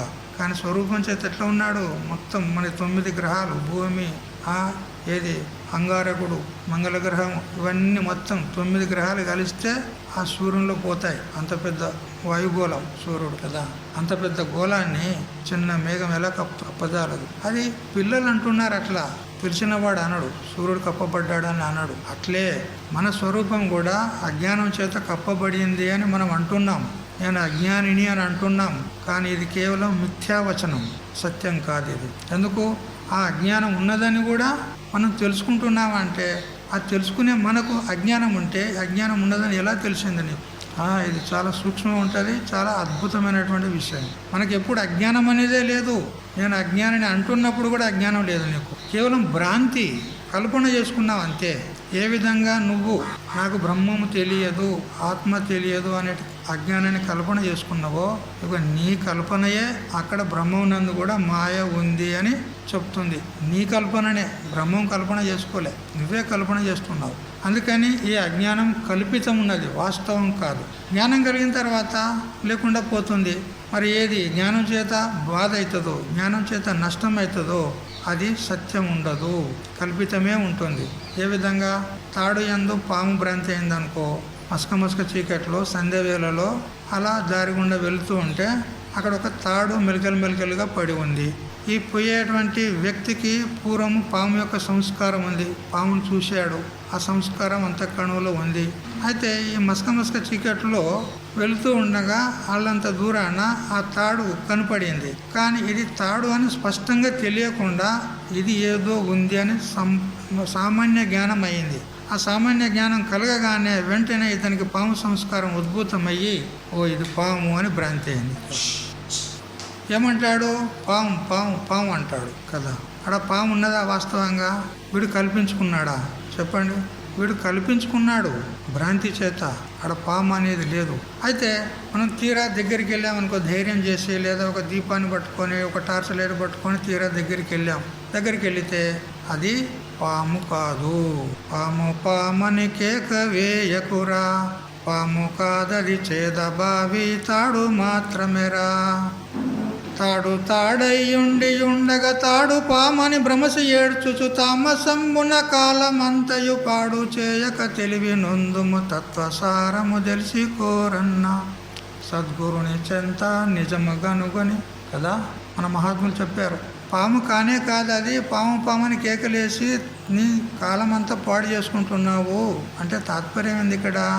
ఈ దేహము, ఈ ప్రపంచము, ఇదంతా కూడా పాము వలె కనపడుతుంది మనకు. ఇది ఏది కూడా సత్యం కాదు, అజ్ఞానం కూడా సత్యం కాదు. అజ్ఞానం అనేది లేనే లేదు. జ్ఞానం కలిగిన తర్వాత అది నష్టమైపోతుంది. మరి ఏది జ్ఞానం చేత నష్టమవుతుందో అది సత్యం ఎట్లయితుంది కదా. అందుకనే సత్యం కాదు, కల్పితము. కల్పితం అంటే ఏది లేనిదే అయి ఉండి స్వాప్నిక పదార్థాల వలె కేవలం భాసమానం అవుతుంది అంతే, ప్రతీతి అవుతుంది. అటువంటి దానికి కల్పితము అంటారు కదా. అట్లా ఈ అజ్ఞానం కూడా కల్పితమే ఉన్నది, వాస్తవం కాదు కదా. మనం నేను అజ్ఞానిని, నాకు బ్రహ్మ తెలియదు, నాకు ఆత్మ అంటే తెలియదు, ఇది తెలియదు, అది తెలియదు అంటామే. ఇదంతా వచ్చి పచ్చి అబద్ధం. అజ్ఞానం అనేది లేనే లేదు, మనకు కల్పించుకుంటున్నాం మనం అంతే, ఏం లేదు. ఇప్పుడు పాముని కల్పించుకున్నట్టుగా మనం కల్పించుకుంటున్నాం, వాస్తవం కాదు. సరే కల్పించుకున్నాం, ఏదో బుద్ధి గడ్డి తిన్నది కల్పించుకున్నాం, అంతేనా? ఇప్పుడు ఇక కల్పించుకున్నటువంటి దాని చేత ఇక మనకు దుఃఖం కలుగుతుంది. చూసారా? కల్పితమైనటువంటి పాము చేత దుఃఖం కలిగిందా లేదా ఈ వ్యక్తికి? పాముని భయపడ్డాడు లేదా? పరుగులు తీస్తాడు, పరిగెత్తబోయి పడిపోతాడు కింద రాయి దాకి, కారుకు దెబ్బ తాకుతుంది, మూతికి దెబ్బ తాకుతుంది. దుఃఖం కలిగిందా లేదా? ఇప్పుడు నిజమైన పాముతో దుఃఖం కలిగిందా, కల్పితమైన పాముతో దుఃఖం కలిగిందా? చెప్పండి. కల్పించుకున్నాడు, కల్పితమైన పాముతో దుఃఖం కలిగింది. అట్లా ఈ ప్రపంచం కూడా కల్పితం ఉన్నది. ఇక దానిలో ఇక దుఃఖపడుతూ ఉన్నాము. వాస్తవంగా నీకు దుఃఖము లేదు, ఏదీ లేదు, అజ్ఞానము లేదు. ఇది అసలు స్వరూపం మనది కదా. భార్యాభర్తలు ఇద్దరు, వాళ్ళు చాలా పేదవాళ్ళు, ఏదో చిన్న కుటీరం, గుడిసె ఉంది. అయితే మంచంలో పడుకున్నారు. వాళ్ళు ముచ్చటించుకుంటున్నారు. ఏమండి, మనకు అబ్బాయి పుడితే బాగుంటుందా, అమ్మాయి పుడితే బాగుంటుందా అని ఇట్లా అనుకుంటున్నారు. అమ్మాయి పుడితే బాగుంటుందని అమ్మగారు అంటుంది, అబ్బాయి పుడితే బాగుంటుందని అయ్యగారు అంటున్నారు కదా. కొడుకే పుట్టాలి లేదు బిడ్డే పుట్టాలి అని ఇద్దరు ఒకరికొకరు ఇట్లా నెట్టేసుకొని ఈమె ఇటు పడ్డది, ఆమె అటు పడ్డాడు. మంచం నుంచి కింద పడితే దెబ్బ తాకి కదా. అయ్యో ఎంత పని అయిపోయాను అనుకో కదా. ఇప్పుడు నిజంగా కొడుకులతో దుఃఖం కలిగిందా, లేని కొడుకులతో దుఃఖం కలిగిందా? లేని సంతానంతో దుఃఖం కలిగిందా, ఉన్న సంతానంతో దుఃఖం కలిగింది? లేని సంతానంతో దుఃఖం కలిగింది కదా. అట్లే ఉన్నది మనది అంతా. ఇట్లా తెలంగాణగా తెడ్లు కొట్టిండ్రంట ఎవడు. అట్లా ఉన్నది మన కథ. ఈ కథ మీకు ఎరకలేదు, చెప్పిన ఇదివరకు కదా. బెస్త వాళ్ళు ఉంటారు కదా, చేపలను పట్టేవాళ్ళు కదా. వాళ్ళు దినమంతా చేపలు పట్టి మధ్యాహ్నం సమయం కల్లా వాళ్ళు ఆ చేపలను అన్ని పోగు చేసుకొని తట్టలను బుట్టలను లేదా సంచులను పెట్టుకొని పక్కన గ్రామానికి వెళ్ళి అమ్ముకొని వస్తారన్నమాట. అయితే రోజువారీగా వాళ్ళు మధ్యాహ్నం 2 గంటల దగ్గర చేపలు పట్టారు. ఇక మరి గ్రామానికి వెళ్ళి అమ్ముకొని రావాలంటే మరి మనకు రాత్రి అవుతుంది, వెళ్దాం పదా అని అందరూ ఒక 5-6 ఒక దగ్గర కూడి అందరూ బయలుదేరారు. ఆ గ్రామానికి వెళ్ళి మనం చేపలు అమ్ముకొని వస్తామని బయలుదేరిపోయారు. పోగా మధ్యలో మధ్యంలో నది ఉంటుంది, నదిని దాటి వెళ్ళాలి. అయితే వాళ్ళు ఈ పక్కన ఉన్నటువంటి పడవను వాళ్ళు లాక్కుని అందులో కూర్చున్నారు. ఇక ఆ తెడ్లతోని ఈదుకుంటూ వాటిని అలాగా వెళ్ళిపోయారు, అవతలికి వెళ్ళిపోయి మరి మళ్ళీ తిరిగి వచ్చేసరికి నదీ ప్రవాహంలో ఈ పడవ ఉంటుందా, అందుకని దానికి ఒక లంగర్ కడతారు. అదొక తాడు. ఆ పడవకు తాడు కట్టి ఆ ఒడ్డుకు ఆ తటమున అంటే ఆ తీరానికి ఒక గుంజం పాతి ఆ తాడు దాన్ని కట్టేశారు. కట్టి ఇక వారు గ్రామాల్లోకి వెళ్ళిపోయారు. గ్రామాల్లో పోయి ఒక్కొక్క వీధిలోకి పోయారు. ఇతడొక వీధిలోకి, అతడొక వీధిలోకి పోయారు. ఇక సాయంత్రం అయ్యే దగ్గర దాదాపు 6 గంటల దగ్గర అమ్ముకుంటూనే ఉన్నారు. ఇక 6 గంటలకు అందరూ ఒక దగ్గర చేరుకున్నారు. ఇక కొన్ని అమ్మినాయి, కొన్ని అమ్మలేదు, కొన్ని డబ్బులు వచ్చినాయి అనుకోరాదు. అయితే వాళ్ళు అరే బాగా శ్రమ అయిందిరా, కష్టం బాగా అవుతుంది, కొంచెం వేసుకుంటే బాగుంటుందిరా అనుకున్నారు కదా. అప్పుడు అందరు పోయినరు. ఆ దుకాణం ఉంటుంది కదా, ఏదో ఒకటి ఇది అమ్మేటోళ్ళు ఉంటారు కదా కొంతమంది, అంటే పోయి మంచిగానే వేసుకున్నారు ఇక కదా. వేసుకున్నారు. ఇక తిరిగి గ్రామానికి వెళ్దామని వచ్చేసారు. నది దగ్గరకు వచ్చారు. నది దగ్గరకు వచ్చి అందరూ పడవలో కూర్చొని తోయండిరా, పడవలు తోయండిరా అని ఆ తెడ్లు ఉంటాయి కదా, ఆ తెడ్లను పట్టుకొని తోస్తూ ఉన్నారు. ఆ నీటిలో తోస్తూ ఉన్నారు. దగ్గర సూర్యోదయ సమయం అవుతుంది, అరుణోదయం అయింది కదా. సూర్యోదయానికి మొదలు అరుణోదయం అయింది. అప్పటికల్లా వీళ్ళు తాగింది దిగిపోయింది. తోయగా తాగింది దిగిపోయింది. దిగినాక ఏమిరా ఎంతసేపు అయ్యారా మనం తోయబట్టి, ఇంకా మనం ఆ ఒడ్డుకు చేరుకుంటలేము కదరా, ఇంకెంత దూరం ఉన్నదిరా అని అందరూ జర తెలివి వచ్చి వాడన్నాడు, ఓరి మూర్ఖులారా, మనమే మూర్ఖులం రా. ఏంటిది అది, తాడు విడవలే కదా, తాడు కట్టినట్టే ఉన్నది, వీళ్ళు తోస్తూనే ఉన్నారన్నమాట కదా. తెల్లందనక అంటే రాత్రి అంతా తోసినట్టే ఉన్నది మన పని కదా. మన పనికి అంతే ఉన్నది. తెల్లందనక తెడ్లు కొట్టినట్టే ఉన్నది. ఏం దొరికింది లేదు, గమ్యానికి చేరుకున్నది లేదు కదా. మన గమ్యం ఏది చెప్పండి? మన స్వరూపాన్ని తెలుసుకున్నారా? చేతుల్లో పట్టు కదా. ఇప్పుడు ఎట్లా ఉన్నది మన పని? ఆ తెల్లందనక తోసినట్టే ఉన్నది, అంతేనా లేదా? గమ్యానికి చేరుకున్నామా? చేరుకోలేదు. అందుకని మనకు భగవద్గీత చెప్తుంది, అయ్యా మీ గమ్యాన్ని తెలుసుకోండి, మీ స్వరూపాన్ని తెలుసుకోండి, ఆ సమయాన్ని వృధా చేయకండి అని చెప్తుంది మనకు భగవద్గీత. అందుకని గత సరే, పోయిన కాలం పోయింది, మళ్ళీ తిరిగి అయితే రాదు. ఉన్న కాలం మన చేతిలో ఉందా లేదా? ఇప్పుడు మనం సద్వినియోగం చేసుకోవచ్చా లేదా? చేసుకోవచ్చు. ఇప్పుడు ఉన్న సమయం మన చేతిలో ఉంది కాబట్టి మనం సద్వినియోగం చేసుకోవాలి. ఎట్లా చేసుకోవాలి అంటే సత్సంగాలు చేయండి కదా. కేవలం జపము, భజన, నామస్మరణ చేస్తే ఏమవుతుందంటే మన అంతఃకరణం శుద్ధి పడుతుంది, అంతేగాని జ్ఞానం మాత్రం కలగదు. ఇది సత్యం, భగవద్గీత చెప్తుంది. మరి జ్ఞానం ఎట్లా కలుగుతుంది అని అంటే సద్గురుదేవుణ్ణి మరి సత్శాస్త్రాన్ని ఆశ్రయించి ఈ విధంగా చర్చ చేసినప్పుడే జ్ఞానం కలుగుతుంది. కేవలం నామజపంతో భజన చేసినంత మాత్రాన జ్ఞానం అయితే కలగది. అయితే అది వ్యర్థం కూడా కాదు. నామస్మరణ భజన వ్యర్థం కూడా కాదు. దానికి ఒక అవధి అనేది ఉంది. అది ఎంతవరకు ప్రయోజనం అంటే మన అంతఃకరణంలో ఉన్నటువంటి పాపాలన్నీ కూడా పోతాయి, పాపాలన్నీ నష్టమైపోతాయి, అంతఃకరణం నిర్మలమైపోతుంది, శుద్ధిపడుతుంది. శుద్ధిపడిన తర్వాత మనకు వివేకము, వైరాగ్యము, షట్సంపత్తి, ముముక్షుత్వం అనేటువంటి జ్ఞాన సాధనాలు పట్టుబడతాయి. అప్పుడు మనము గురువులను ఆశ్రయించాలి. అయితే మా అంతఃకరణం శుద్ధి పడినప్పుడే మేము గురువులను ఆశ్రయిస్తాము అని మాత్రం అట్లా అనుకోకండి. అట్లా ఎన్ని జన్మలైనా కాదు. ఒకవైపు భజన చేయండి, నామస్మరణ చేయండి, మరొక వైపు మహాత్ములను ఆశ్రయించి ఈ విధంగా అధ్యాత్మ విచారణ చేయండి. చేస్తూ ఉంటే ఆ వైపు నుంచి అంతఃకరణం శుద్ధిపడుతూ ఉంటుంది, ఈ వైపు నుంచి జ్ఞానం కలుగుతూ ఉంటుంది. రెండు విధాల ప్రయోజనం ఉంటుంది. అందుకని సమయాన్ని వృధా చేయకండి. సరే, ఇప్పుడు విషయంలోకి వెళ్దాం. బ్రహ్మణోరవ్యక్త కదా, బ్రహ్మం నుంచి అవ్యక్తం పుట్టింది అంటే కల్పించబడింది. అవ్యక్తం అంటే మాయా, ప్రకృతి కదా. ఆ ప్రకృతి నుంచి మహత్తత్వం ఏర్పడింది అంటే సకల జీవుల యొక్క బుద్ధి, సమష్టి బుద్ధి, దానికే మహత్తత్వం అంటారు. ఆ మహత్తత్వము అవ్యక్తం నుంచి ఉత్పన్నమైంది.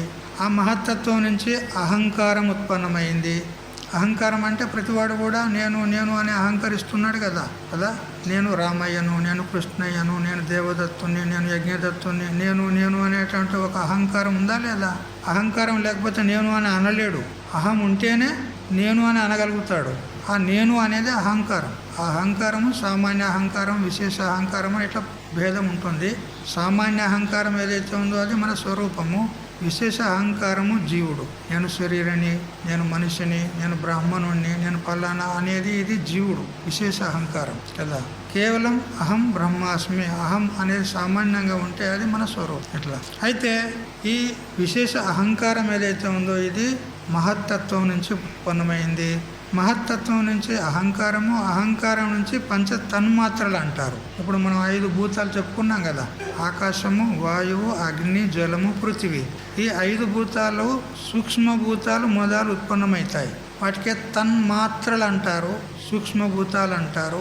అయితే అహంకారం నుంచి 5 భూతాలు ఉత్పన్నమైనవి, సూక్ష్మభూతాలు ఉత్పన్నమై ఆ తర్వాత ఈశ్వరుని యొక్క ప్రేరణ చేత, ఈశ్వరుని యొక్క సంకల్పం చేత ఆ సూక్ష్మభూతాలే పంచీకరణమైనవి.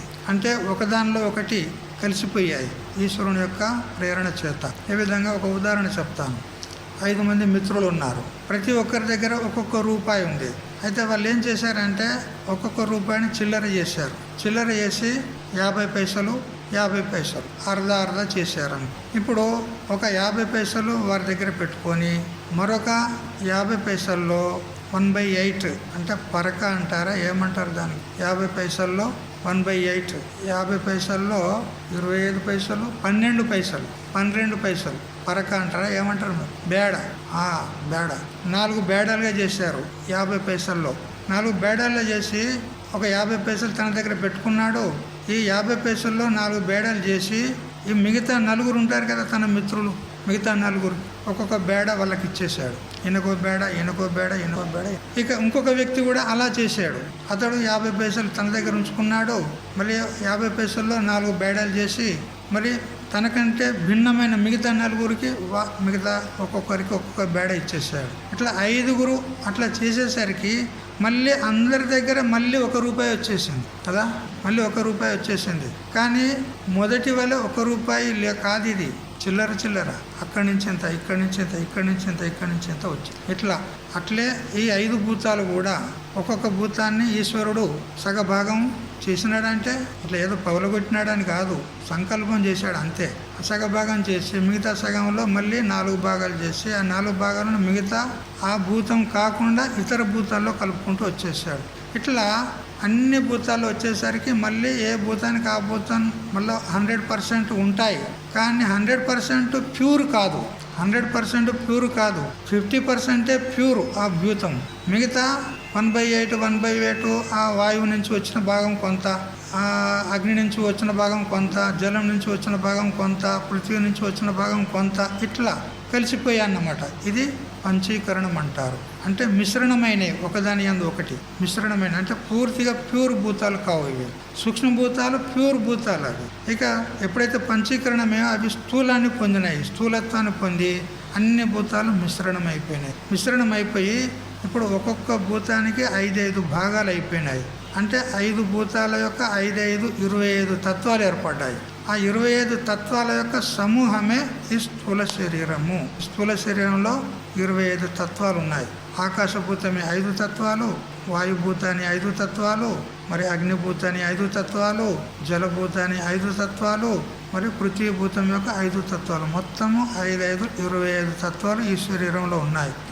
ఇక అవన్నీ కూడా ఇప్పుడు సైకిల్ పార్ట్ను ఏ విధంగా ఒక్కొక్క దాన్ని ఇప్పి ఓరాయిలింగ్ చేస్తారు కదా, అట్లా దీని నుంచి ఒక్కొక్క దాన్ని తీసి మనం విచారం చేస్తే ఇందులో ఏది కూడా నేను కాదు అని నిశ్చయం అవుతుంది. ఏది కూడా నేను కాదు, వాటిని తెలుసుకునేటువంటి నేను వేరే ఉన్నాను. ఏ విధంగా ఘటాన్ని చూసేవాడు ఘటం కంటే వేరుగా ఉంటాడో అట్లా ఈ సంపూర్ణ 25 తత్వాలతో కూడుకున్నటువంటి స్థూల శరీరాన్ని తెలుసుకునేటువంటి నేను దీనికంటే వేరుగానే ఉన్నాను.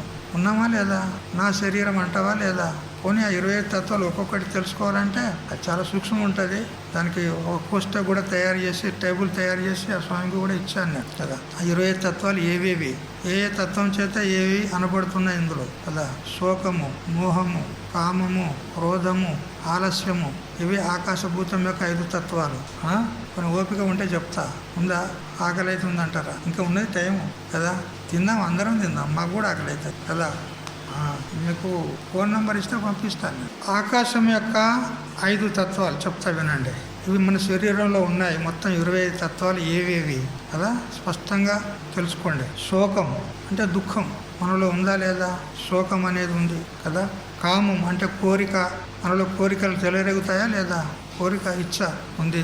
క్రోధం, మీకు ఎప్పుడైనా కోపం వస్తుందా రాదా? వస్తుందా? రానట్టు ఉన్నది. ఎవరో కోపం వచ్చేటట్టు లేదు, అందరు నవ్వుకుంటూ ఉంటున్నారు కదా. ఇప్పుడు అక్కడే ఇంటికి పోయినాక వస్తుంది కోపం కదా. తర్వాత మోహం కదా, పుత్ర భార్యాదుల మీద మోహం, భార్య మీద, భర్తకు మోహం, భర్త మీద భార్యకు మోహం, పిల్లల మీద మోహం, తల్లిదండ్రుల మీద మోహం కదా, ధనం మీద మోహం, ఇల్లు మీద మోహం, ఇది నాది నాది కదా. ఈ మోహం అనేది ఒక గుణం. మరి భయం, మనలో భయం అనేది ఉందా లేదా? ఏదైనా మనకు ప్రతికూలమైన వస్తువు కానీ, ఒక వ్యక్తి కానీ, లేదా ఒక పశువు కానీ ఎదురైనప్పుడు భయపడతామా లేదా? ఆ భయం అనేది ఒకటి ఉంది. ఇవి ఆకాశం యొక్క 5 తత్వాలు: శోకము, కామము, క్రోధము, మోహము, భయం. ఇక వాయువు యొక్క 5 తత్వాలు: ప్రసారణం అంటే మనం కాళ్ళు చేతులు చాచుకుంటాం, ఈ ప్రసారణం అనేది ఒక గుణం కదా, ఇది వాయుతత్వం. అట్లే ధావనం అంటే పరిగెత్తుట అనేది ఒక గుణం. మన శరీరం పరిగెత్తుతుందా లేదా? అది. మరి వలనము అంటే ఈ విధంగా వాటేసుకోవడం అంటారు కదా కదా. ప్రియమైనటువంటి మిత్రుడు చాలా రోజుల నుంచి అతడు ఎక్కడో దూరదేశం పోయాడు, ఇప్పుడు వచ్చేసరికి ఈ మిత్రులు ఏం చేస్తారు? పోయి వాటేసుకుంటారు. అరే ఎప్పుడు వచ్చినవురా, ఎట్లయిపోయినవురా, గిట్టెట్లయిపోయినవురా అంటారు కదా. వలనము చలనము, నడుచుట అంటే పరిగెత్తడం వేరు, మామూలుగా నడచడం వేరు కదా. అట్లా ఆకుంచనం అంటే సంకోచం చేయుట, మనం ముడుచుకుంటాం కదా. ఇప్పుడు చలికాలం వచ్చింది అనుకో, ఇక్కడ ఎక్కువ చలి ఉండదు, అక్కడ హిమాలయాల్లో పోతే తెలుస్తుంది చలి అంటే ఎట్లా ఉంటుంది కదా. రిషికేశ్, హరిద్వార్ ముడుచుకొని పడుకుంటాం, కాళ్ళు చేతులు దగ్గరికి వేసుకుంటాం కదా. ఈ ముడుచుకొనుట సంకోచం కదా. ఆకుంచనం ఇది వాయు యొక్క తత్వాలు: ప్రసారణము, ధావనం, వలనము, చలనము, ఆకుంచనం. ఇవి 5 తత్వాలు వాయు తత్వాలు. మరియు తేజో తత్వాలు, అగ్ని యొక్క తత్వాలు 5. నిద్ర అనేది మనలో ఉంది కదా. నిద్ర అనేది తేజోతత్వం. తేజోతత్వం ఎందుకన్నారంటే తేజం అంటే అగ్ని, మండుతుంది, అంతేనా లేదా? అట్లా నిద్రపోయినవాడిని లే లే లే లే అని ఒక్కసారి లేపినాం అనుకో, వాడు లేచి ఒక్కటి చేస్తాడు. వాడు కోపం, ఎందుకు అగ్నితత్వం ఉంటుంది అక్కడ, తెలిసిందా? అట్లా తృష అంటే దప్పిక కదా. దప్పిక అనేది కూడా అగ్నితత్వము మరియు వాయుతత్వం కలిసింది. అట్లే క్షుధ, ఆకలేస్తుంది, కడుపులో మండుతుంది అంటామా లేదా? 20 నిమిషాలు ఉన్నది కదా. ఆకలి ఇది కూడా అగ్నితత్వం. కాంతి అంటే మన శరీరం యొక్క ఒక కళ, ఛాయ కదా, తేజంగా ఉన్నదంట కదా. ఇప్పుడు ఎండల నుంచి వచ్చినాం అనుకో, బాగా ఎండల వచ్చినాం, అప్పుడు మన ముఖం యొక్క తేజం అవుతుంది, గుంజుకపోతుంది, తక్కువ అవుతుంది. కొంచెం మంచినీళ్ళు తాగి ముఖం కడుక్కుంటే మళ్ళీ కళ వచ్చేస్తుంది, అవునా లేదా? మళ్ళీ ఎందుకంటే ఛార్జింగ్ అవుతుంది అన్నమాట. అప్పుడు కళ, ఆ కాంతి అది కూడా తేజోతత్వం కదా. ఆలస్యం అంటే సోమరితనం కూడా తేజోతత్వమే. సోమరి వాడిని అడగండి, ఎవరా ఈ పని చేయి, ఆ పని చేయి అంటే చేస్తే తీయరా ఏం అంటాడు. కోపం ఎక్కువ వానికి, సోమరి వాడు, కోపం ఎక్కువ. ఎందుకు? అది తేజోతత్వం. అట్లే జలతత్వాలు 5. లాలాజలం, మన నోట్లో నుంచి లాలాజలం ఊరుతుందా లేదా? అది ఊరుతుందనే మనం తిన్నటువంటి గట్టి పదార్థాలు కూడా మెత్తగా అయ్యి లోపలికి పోతాయి, అంతే కదా. ఆ లాలాజలం ఊరకపోతే మనం మింగలేము, అది జీర్ణం కాదు. కొందరికైతే అనుకోకుండానే బయటపడుతుంది, ఏమంటారు దానికి, జొల్లు కదా. జొల్లు, లాలాజలం కదా. తర్వాత స్వేదం అంటే చెమట కదా. మనకు చెమట వస్తుందా లేదా? ఫ్యాన్ ఆపండి, కాసేపు అయితే వస్తుంది కదా. ఎండలో కొంచెం అటు ఇటు తిరగండి, చెమట వచ్చేస్తుంది కదా. ఇది చెమట, స్వేదం. మూత్రము ఇది ప్రసిద్ధం ఉన్నది. శుక్రము అంటే వీర్యము, అంటే పిండోత్పత్తికి హేతువైనటువంటి ధాతు పురుషుల్లో ఉంటుంది. స్త్రీలోనైతే రజం ఉంటుంది కదా. పిండోత్పత్తికి హేతువైనటువంటి రజము స్త్రీలలో ఉంటుంది, పురుషుల్లో శుక్రం ఉంటుంది. ఆ తర్వాత శోణితం రక్తము కదా. రక్తం కూడా మనలో ఉందా లేదా? ఉంది. ఇవన్నీ దేని తత్వాలు? జలతత్వాలు. లాలాజలము, స్వేదము, మూత్రము, శుక్రము, శోణితం. ఇవి 5 తత్వాలు జలతత్వాలు. మరియు పృథ్వీ తత్వాలు 5.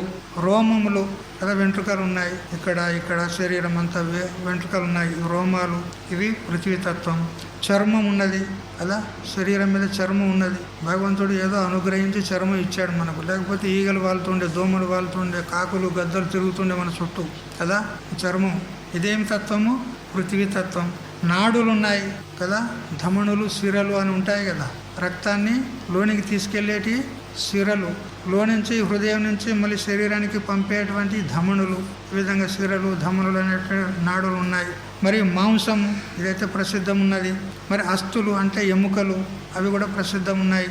ఇవి పృథ్వీ తత్వాలు. రోమములు, చర్మము, నాడులు, మాంసము, అస్థులు, మొత్తం అన్నీ కలిస్తే 25 తత్వాలు ఈ స్థూల శరీరంలో ఉన్నాయి. ఇప్పుడు ఒక్కొక్క తత్వాన్ని మీరు విచారం చేయండి. ఎముకలు ఉన్నాయి, ఈ ఎముకలను మనం తెలుసుకుంటున్నాము. వాటికంటే మనం వేరుగా ఉన్నామా? ఆ ఎముకలు అంటేనే మనమా? వేరేనా ఉన్నామా? అట్లే మాంసము, దానికంటే కూడా వేరుగా ఉండి తెలుసుకుంటున్నాము. అట్లే నాడులు ఉన్నాయి, వాటికి కూడా వేరుగా ఉన్నాం. ఇట్లా 25 తత్వాలను మీరు శోధన చేసి చూడండి. ఏది కూడా నువ్వు కాదు, నీది కాదు. మొత్తం స్థూల శరీరం అంతా నువ్వు కాదు, నీది కాదు. ఎవరిది? పంచభూతాల శరీరం. చూసారా?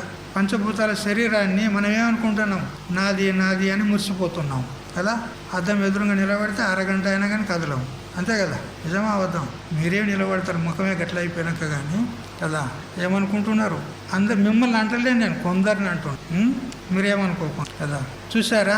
మరి పంచభూతాల శరీరం అయితే నాది నాది అని మురిసిపోతున్నామే మనము. వాస్తవంగా నీదా? ఇది కానే కాదు. ఎవరిది? పంచభూతాల శరీరం. మరణించిన తర్వాత పంచభూతాలు, ఇప్పుడు ఈ తత్వాలు ఏవైతే ఉన్నా అన్నీ పంచభూతాల్లో కలిసిపోతాయి, అంతే. నువ్వు వేరుగానే ఉంటావు. వేరుగా వెళ్ళి ఇంకో శరీరాన్ని ధారణ చేసుకుంటావు. జ్ఞానం లేకపోతే, జ్ఞానం కలగకపోతే మళ్ళీ శరీరం వస్తుంది. జ్ఞానం కలిగితే ఈ శరీరమే ఆఖరి శరీరం, ఇక మళ్ళీ పుట్టేదంటూ ఉండదు. దానికే మోక్షం అంటారు. తెలిసిందా?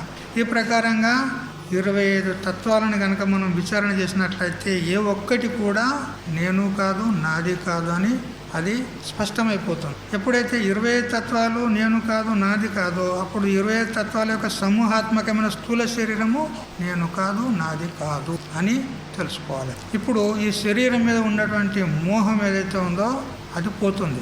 ఇప్పుడు నీదే కాదు కదా, మరి నీది కాకపోతే దాని మీద మోహం ఎందుకు నీకు? అట్లా అన్నమాట.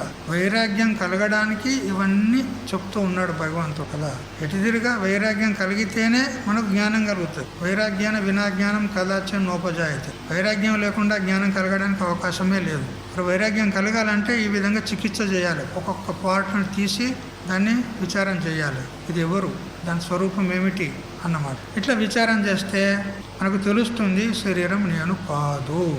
ఎప్పుడైతే నేను దానికంటే వేరుగా ఉన్నానో మరి నేనెవరిని, అప్పుడు మన యొక్క స్వరూప విచారణ చేయాలి. అది క్షేత్రజ్ఞుని యొక్క విచారణలో వస్తుంది. ఇదంతా క్షేత్రం యొక్క విచారణ నడుస్తుంది.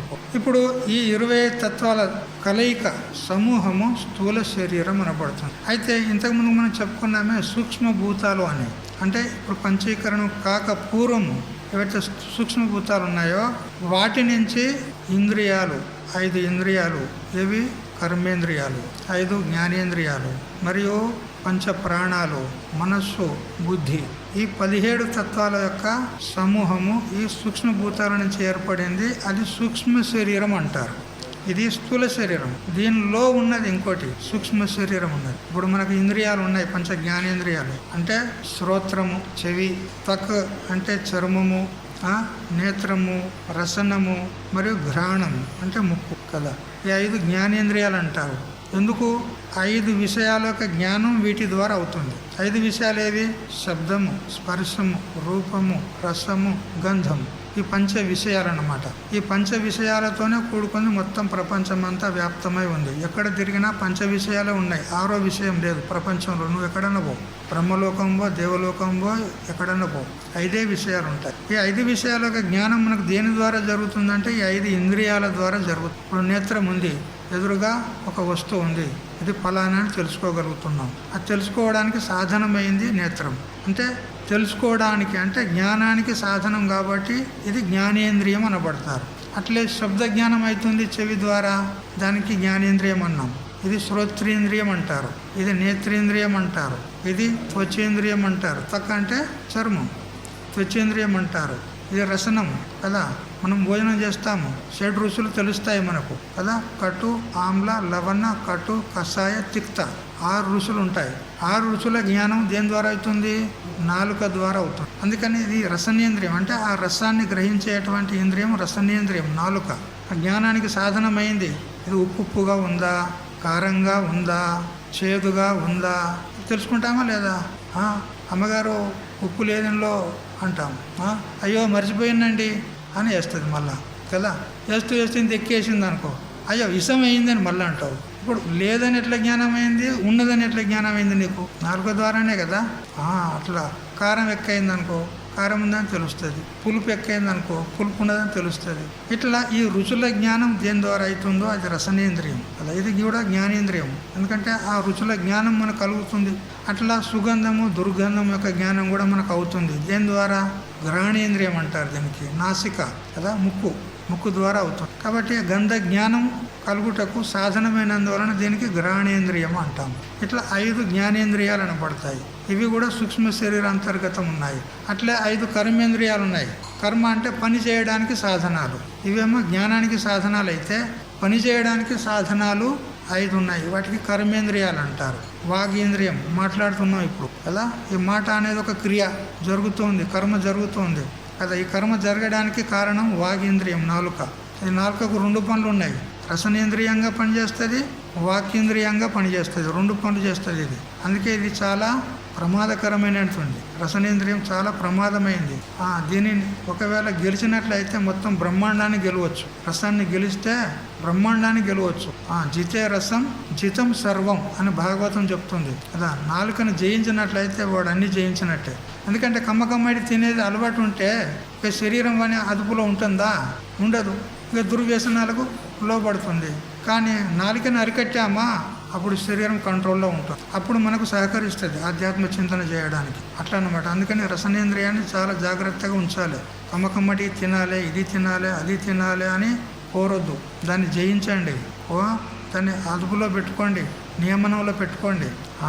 కమ్మకమ్మటి తింటే బుద్ధి పనిచేయదు, విషయాల వైపుకు వెళ్తూ ఉంటుంది. కాబట్టి రసనేంద్రియము మరియు వాకేంద్రియం 2 ఒకే దానిలో ఉన్నాయన్నమాట నాలుకలో. అలా మాట్లాడడానికి ఉపయోగపడుతుంది వాగేంద్రియంగా. వాక్ అంటే శబ్దం, మాట. ఆ వాక్కును ప్రకటన చేయడానికి ఇది సాధనం కాబట్టి వాకేంద్రియం అంట. అట్లే పాణి అంటే చేతులు. అలా చేతులు పని చేసుకోవడానికి ఆదానం ప్రదానం ఇవ్వడం తీసుకోవడం పని చేయడానికి ఉపకరిస్తున్నాయి చేతులు. ఇవి కూడా ఇంద్రియాలే, కర్మేంద్రియం. అట్లే పాదాలు నడవడానికి అలా పని చేస్తున్నాయి, ఇది పాదేంద్రియం అంటారు. అట్లే మలమూత్రాలు విసర్జన చేసేటువంటి 2 ఇంద్రియాలు ఉన్నాయి. మూత్ర విసర్జనేంద్రియము, మల విసర్జనేంద్రియము. ఇవి కూడా కర్మకే సాధనాలు ఉన్నాయి. కాబట్టి ఇట్లా 5 కర్మేంద్రియాలు ఉన్నాయి. మరియు 5 ప్రాణాలు ఉన్నాయి కదా. ప్రాణము, అపానము, ఉదానము, సమానము, వ్యానము అని 5 ప్రాణాలు ఉన్నాయి ఇక్కడ మనలో. ముఖ్యంగా ఒకటే వాయువు, ముఖ్య ప్రాణం ఒకటే, కానీ క్రియాభేదం చేత 5గా చెప్పబడింది. అట్లే మనస్సు ఒకటి, బుద్ధి ఒకటి, మొత్తం 17 తత్వాలు అన్నమాట. బుద్ధి కర్మేంద్రియ ప్రాణ పంచకైర్మన సాధియ శరీరం 17 సూక్ష్మం తల్లింగం ఉచ్యతే కదా. 5 జ్ఞానేంద్రియాలు, 5 కర్మేంద్రియాలు, 5 ప్రాణాలు, మొత్తం 15. మనస్సు, బుద్ధి ఇవి 2, మొత్తం 17 తత్వాలతో సమూహమైనటువంటిది సూక్ష్మ శరీరం. ఇవి ఉన్నాయా లేదా మనలో? ఇంద్రియాలు ఉన్నాయా లేదా? ఉన్నాయి. సూక్ష్మ శరీరం ఉంది. ఇక్కడ మనం అనుకుంటాం ఒకటే శరీరం అనుకుంటాం, 3 ఉన్నాయి శరీరాలు. ఇది కనిపించేది స్థూల శరీరం. ఇప్పుడు మనం చెప్పుకునేది లోన ఉంటుంది, అది సూక్ష్మ శరీరం. ఈ 2టికి కారణం అజ్ఞానం, అది కారణ శరీరం కదా. ఇదంతా ప్రకృతిలోనే గణన అవుతుంది, క్షేత్రంలోనే గణన అవుతుంది. చూసారా? క్షేత్రం అంటే ఇట్లా ఉంటుంది అన్నమాట. కేవలం క్షేత్రం అనుకుంటూ వచ్చాం, కానీ క్షేత్రం అంటే ఏమిటి? ఇంత విచారణ ఉంటుంది. ఏ విధంగా ఈ శరీరంలో ఇంత ప్రక్రియ ఉన్నదో అట్లే మొత్తం బ్రహ్మాండంలో కూడా ఇదంతా కూడా ప్రకృతిదే కదా. నీ శరీరం అన్ని సమష్టి శరీరం అన్నిటినీ కలిస్తే అది ఈశ్వరుని యొక్క సమష్టి శరీరం, అది ఈశ్వరుని యొక్క శరీరం అవుతుంది. ఇది మన వ్యష్టి శరీరం. మనకు ఒక్కొక్కలకు ఉన్నటువంటి శరీరం ఇది వ్యష్టి శరీరం అంటారు. అందరి యొక్క పశు పక్షి క్రిమి కీటక మనుషు అందరి యొక్క శరీరాలు కలిపితే ఆ సమిష్టి శరీరం అవుతుంది. అది విరాట్ శరీరం అంటారు, ఈశ్వరుని యొక్క శరీరం. అట్లా సమష్టి వ్యష్టి సూక్ష్మ శరీరాలు ఉన్నాయి. సమష్టి వ్యష్టి కారణ శరీరం కూడా ఉంటుంది. ఈ సమష్టి వ్యష్టి స్థూల సూక్ష్మ కారణ శరీరాలు అన్నీ కలిస్తే క్షేత్రం అనబడుతుంది. ఇప్పుడు ఇంత పెద్ద బాన్గడి ఉన్నది, ఇంత పెద్ద జంజాట్ ఉన్నది క్షేత్రం లోపల. చూసారా? ఈ క్షేత్రంను ఈ విధంగా మనం వివేచన చేసి ఇది మిథ్యా ఉన్నది, ఇది దృశ్యం ఉన్నది, ఇది జడం ఉన్నది, ఇది నాకంటే భిన్నంగా ఉన్నది, ఇది అనిత్యం ఉన్నది అని ఈ విధంగా తెలుసుకొని దీని మీద ఉన్నటువంటి మోహాన్ని తీసేయాలి. ఇది నేను కాదు, నాది కాదు, నేను వేరుగా ఉన్నాను అని తెలుసుకోవాలి. ఆ తెలుసుకునేవాడే క్షేత్రజ్ఞుడు అనబడతాడు. వాని గురించి సాయంత్రం తెలుసుకుందాం. హరి ఓం తత్సత్. ఓం సహనావతు సహనౌ భునక్తు సహ వీర్యం కరవావహై తేజస్వినావధీతమస్తు మా విద్విషావహై. ఓం శాంతి శాంతి శాంతి.